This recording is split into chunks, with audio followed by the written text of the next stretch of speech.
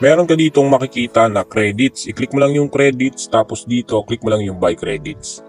Tapos dito naman meron ka makakita na GCash. Minimum dito ay 300 pero pwede kang mag-cash in ng 10 pesos. Napakababa nun. And dito merong Instant Maya 100 pesos yung minimum. And sa Uniticket Maya 100 pesos din yung minimum.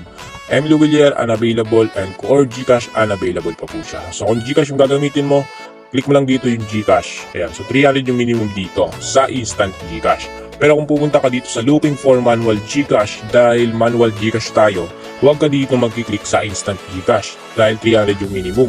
Dito kayo sa manual GCash. Dahil 10 pesos ay pwede ka dito mag-cash in. Click mo lang dito yung request for receiver number. Eto na yung makikita mo dito. So, i-copy mo muna yan. And ang sabi dito, download or take a screenshot of the receipt and attach below. So, dito 10 pesos lang and yung maximum ay 5,000. So, dito i-copy mo lang to. So, tandaan nyo yung number 806 and yung number ay yung pangalan ko mga idol. Copy natin. Ayan, kapag na-copy na, 806 yung sa hulihan, tapos yung pangalan niya, eto, tatandaan natin dahil dito dapat tayo mag-send. So, nag-iiba-iba po yan mga idol. So, punta tayo sa ating GCash. Dito sa ating GCash, click mo lang dito yung send. So, meron tayong 65 pesos dahil nakapag-withdraw na tayo sa ating GCash. Tapos, dito sa Express Send, click mo lang. And dito, ipipaste natin yung kinapi natin. Tapos dito naman maglalagay lang tayo ng 10 pesos and kahit wag nyo na dito lagyan ng message. I-click mo lang yung check. Tapos click mo lang yung next. So 806 yung nasa hulihan and ito yung pangalan ng pagsisendan po natin. So click lang natin yung send. Nandyan sa baba. Click natin yung send. Ayan. So naka-check na po siya. Ang gagawin natin, i-screenshot po natin ito or i-download na lang po natin. Screenshot lang natin and balik tayo dun sa application po mga idol. So pakabalik nyo dito mga idol, click mo lang tong browse. Tapos dito makikita nyo dito yung file. Click mo lang yung file dahil nandito yung na-screenshot po natin.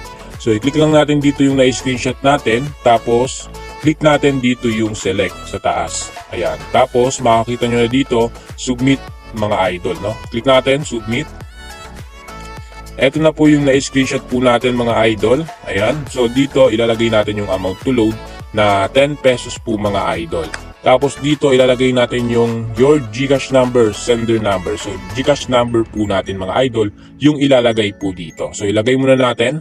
So pakalagay nyo ng GCash number nyo mga idol, etong receiver number automatic na po yan. And dito sa reference number, kukunin nyo lang yung reference number ng GCash mga idol. No? So meron sa inyong nag-text, ilalagay nyo lang dito yung reference numbers. Dito sa na-screenshot nyo, punta kayo sa na-screenshot nyo, meron doon reference number. Isulat mo muna sa papel para hindi ka mahirapan na ilagay po dito sa reference number.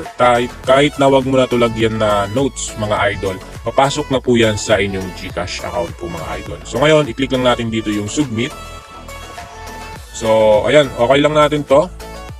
Ayan, so ngayon processing na po siya dito mga idol. So maghihintay tayo ng mga ilang minuto at papasok na po yan dito po sa credits po natin. Para hindi po kayo mahirapan mga idol sa reference number, ibabak mo lang itong mga idol. Etong games, ibabak mo lang yan. Tapos dito ka mag-click po sa dito sa square po mga idol. Click mo lang yung sa square sa nasa baba, tapos dito makikita mo na yung reference number. So wag mong ibabak para hindi ka po mahirapan. So ngayon, hintayin natin. So habang hinihintay natin mga idol, click mo lang dito yung view details mga idol. No? So sender number, tapos receiver number, so nandiyan na po yan. So yung sender number, tatakpan ko na lang mga idol dahil number ko po yan mga idol.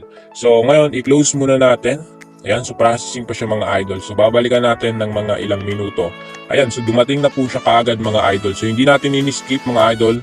Ayan, so dumating na po siya kaagad. So 10 pesos lamang po yung minimum dito po sa GCash. So ganun lamang po kasimple and sundin nyo lamang po yung tinuro ko and sana wag nyo pong ini-skip yung video natin para nalaman nyo po na 10 pesos lamang po talaga yung minimum po dito. So next video natin, ituturo ko sa inyo kung paano naman mag-withdraw po dito. So kung hindi po kayo naniniwala, meron tayong mga ginawa na video, mga idol na legit at nakakapag-withdraw po tayo ng malaking tulong.